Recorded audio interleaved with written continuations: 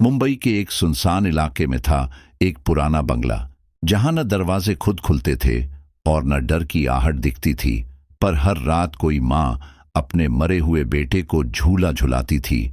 ये कहानी है उस अधूरी ममता की जो मौत के बाद भी जिंदा रही। ये कहानी मैं आज तुम्हें इसलिए सुना रहा हूं क्योंकि अब मुझ में इतना हौसला नहीं बचा कि मैं इसे अपने अंदर और दबा कर रख सकूं।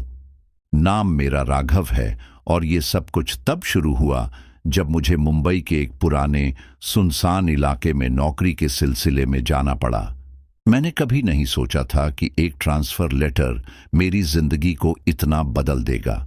मेरी कंपनी ने मुझे पवई के पास एक नए प्रोजेक्ट की जिम्मेदारी दी थी। वहां से ऑफिस तो पास था, लेकिन रुकने के लिए कोई सस्ता किराए का घर ढूंढना एक सिरदर्द था। तभी एक लोकल प्रॉपर्टी एजेंट ने मुझे एक बंगले के बारे में बताया। सस्ता है साहब, बड़ा भी है और ऑफिस से सिर्फ 10 मिनट की दूरी पर है।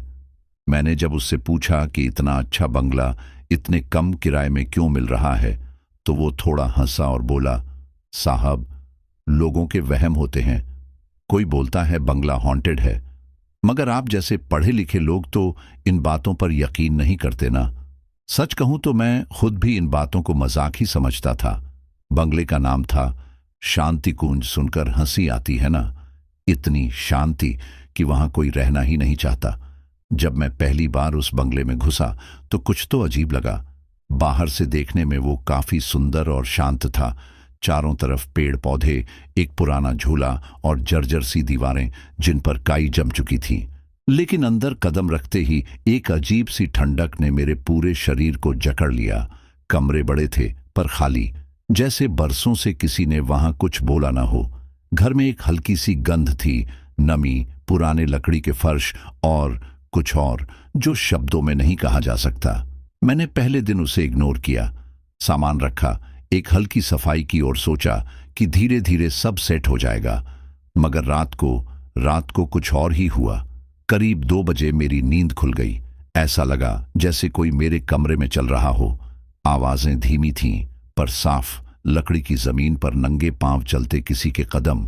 मैंने उठकर देखा पर वहां कोई नहीं था। फिर लगा शायद सपना देखा हो, लेकिन जैसे ही मैं लेटने गया वो झूले की आवाज आई, चूं चूं चूं। उस आवाज में कुछ ऐसा था जो सीधा मेरे सीने में उतर रहा था। मैंने डरते डरते पर्दे के पीछे झांका। झूला खुद ब खुद हिल रहा था और उस पर बैठा था एक साया। वो इंसान नहीं था, उसका चेहरा धुंधला था, लेकिन उसके बाल लंबे और बिखरे हुए थे। उसकी पीठ मेरी ओर थी, लेकिन जैसे ही मैंने खिड़की की ओर कदम बढ़ाया, उसने गर्दन को एकदम पीछे घुमाया। उसकी आंखें लाल थीं और उसकी मुस्कान, उस मुस्कान ने जैसे मेरी रूह तक जमा दी। मैं वहीं जड़ हो गया था। सांस लेना मुश्किल हो रहा था और दिल ऐसे धड़क रहा था जैसे अभी सीने से बाहर आ जाएगा। उस साए की आंखें मुझे घूर रही थीं और फिर अचानक वो गायब हो गया। झूला वहीं झूलता रहा, लेकिन अब वहां कोई नहीं था। मैंने तुरंत खिड़की बंद की, पर्दे खींच दिए और बिस्तर पर चादर ओढ़कर लेट गया। उस रात नींद आनी तो दूर, पलकों तक ने हिलने से इनकार कर दिया। सुबह की रोशनी जैसे किसी देवता की कृपा थी। उठते ही मैंने खुद से कहा, शायद थकान की वजह से कोई सपना देखा होगा। लेकिन जब मैं नीचे आकर किचन में गया तो फ्रिज का दरवाजा खुला था और जमीन पर दूध बिखरा हुआ था। एक अजीब सी सरसराहट पूरे घर में फैली हुई थी। मैंने खुद को मजबूत किया और ऑफिस चला गया। दिन भर का काम निपटाने के बाद जब शाम को लौटा तो घर बाहर से सामान्य लग रहा था, लेकिन जैसे ही दरवाजा खोला, फिर वही ठंडी हवा, फिर वही नमी की गंध और दीवारों पर हल्की सी सरसराहट, जैसे कोई उंगलियों से उन्हें छूकर गुजर रहा हो। उस रात मैंने सब लाइट्स ऑन रखी, झूले को रस्सी से बांध दिया और हर कमरे की खिड़की दरवाजा बंद कर लिया। मैं लैपटॉप पर मूवी चलाकर सोने की कोशिश कर रहा था कि अचानक स्क्रीन ब्लैक हो गई। लैपटॉप बंद हो गया और एक धीमी सी आवाज आई, तू क्यों आया यहां? मैंने चारों तरफ देखा, कोई नहीं था, पर वो आवाज, वो मेरे कान में फुसफुसा रही थी, भाग जा वरना। और फिर कुछ गिरने की आवाज आई।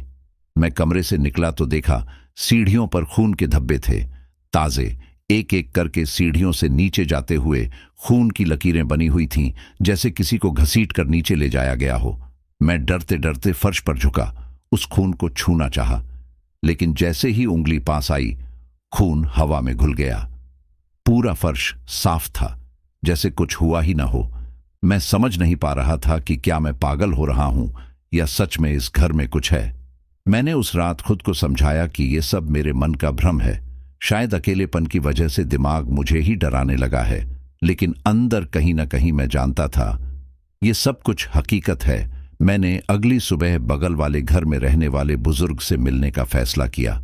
उनका नाम था मिश्रा जी।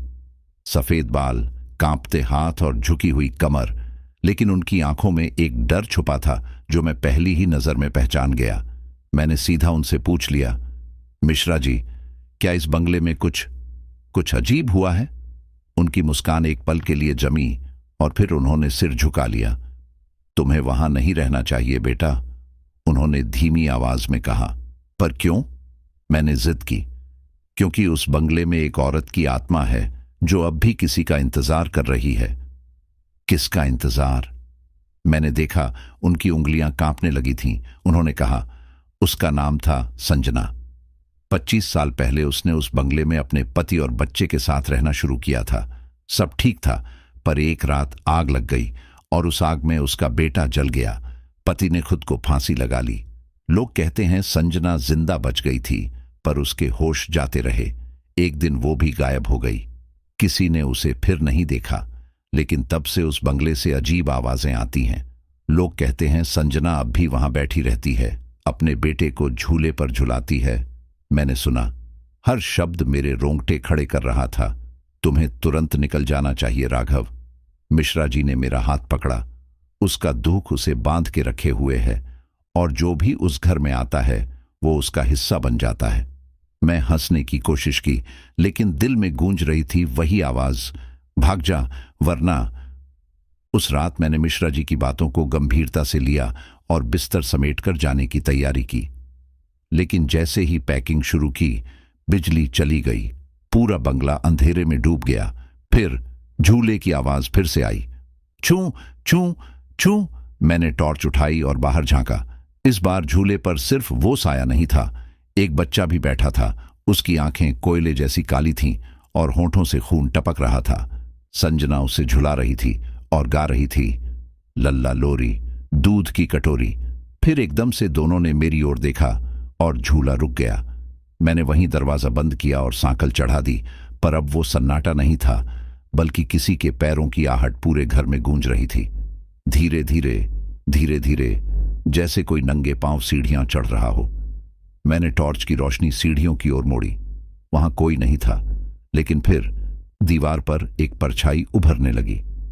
एक औरत की परछाई, लंबे बाल, एक हाथ में दिया हुआ झूले का रस्सी का टुकड़ा और दूसरे हाथ में एक जली हुई गुड़िया। परछाई धीरे धीरे मेरी ओर बढ़ने लगी।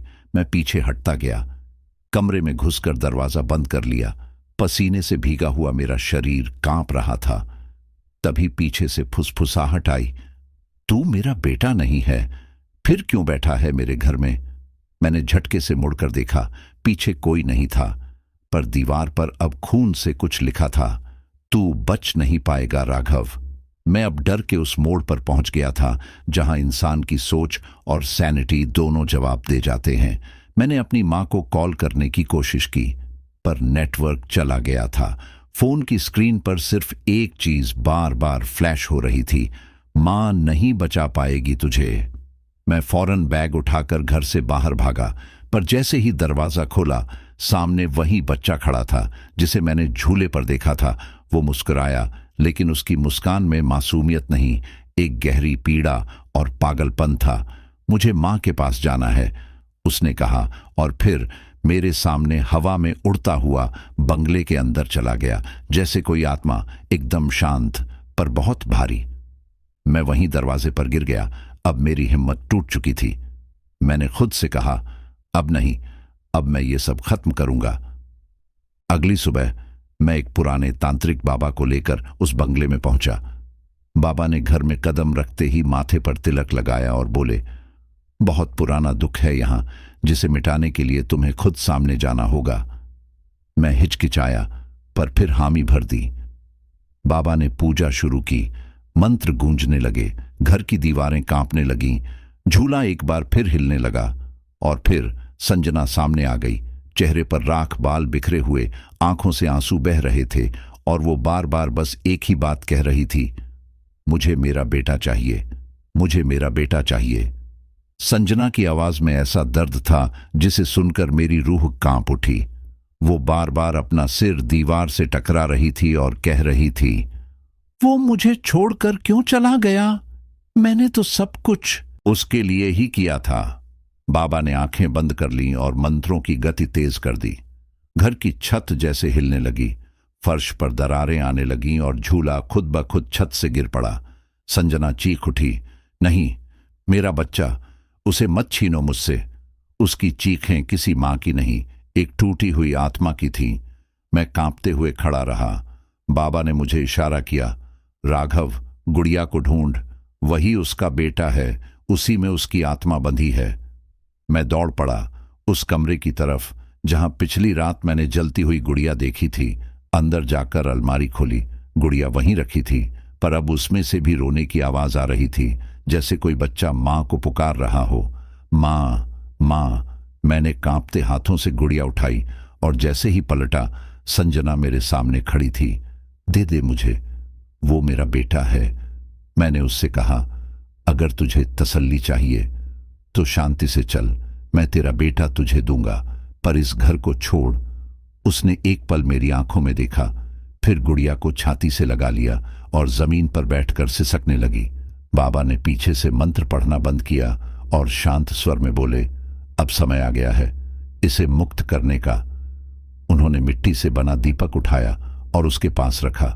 संजना ने गुड़िया को उसके ऊपर रखा और आंखें बंद कर लीं। फिर एक पल में हवा तेज चली, सारा कमरा धूल से भर गया, और जब धूल छंटी, वो दोनों वहां नहीं थे, न संजना न गुड़िया। झूला भी अब हमेशा के लिए शांत हो चुका था। बाबा ने मुझे देखा, उसका दुख तुझे महसूस हुआ, इसलिए तू ही उसे शांति दे पाया। मैंने बंगले को आखिरी बार देखा। अब वो बस एक पुराना मकान था, न डर न आवाजें, बस खामोशी। मैंने दरवाजा बंद किया और धीरे धीरे बाहर निकल गया। उस दिन मैंने जाना, भूत सिर्फ डर नहीं होते, कभी कभी वो अधूरे रिश्ते होते हैं, अधूरी ममता होती है जो मौत के बाद भी खत्म नहीं होती।